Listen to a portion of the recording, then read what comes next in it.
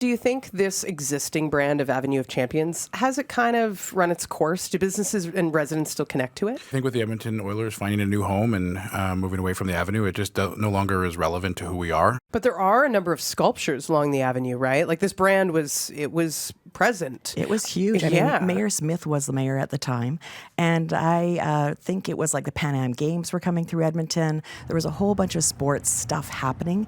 And we were an epicenter. Like, what is the association thinking when it comes to these sculptures? We're thinking that we want to do a full rebrand. We want to do a facelift of the Avenue. We want people to recognize the value that the Avenue brings to the whole neighborhood, to the city, rather. We want to drive people in, and we want them to recognize what we do offer. Now, what might happen to those pieces of artwork then? Obviously, we want to be respectful to the original intent of the art. We don't want to just come in and bulldoze everything. So that is an ongoing process.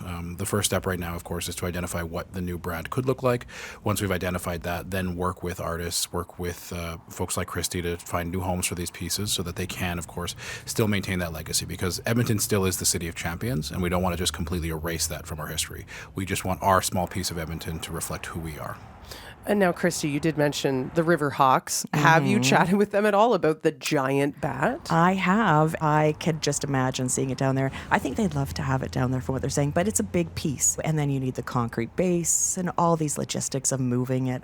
So what process is the association thinking about to really tackle this in a great way? We really want to make sure that everybody has a voice. We want to make sure that the strengths and the diversity of the Avenue are reflected in how we move forward with the brand. So we're being very intentional and very careful. We're being very thorough in our process as well. This isn't something we take lightly, and we want to make sure that this is reflective of everybody, the business community, the arts community, the members of the Avenue, and that it highlights that, again, strength of community, the diversity of our Avenue, and of course the compassion that we have for everyone that participates in the Avenue. And what do you think putting a moniker on something can really do, David, for an area? I think it really sets the tone for how we expect people to see us. I think Alberta Avenue has always had a stigma, and I think that this is part of the work that we're trying to do of showing people that, yes, we are like any other major city. We do have some challenges in our neighborhoods, but we also bring a compassion to that. We want to recognize that Alberta Avenue is a special place.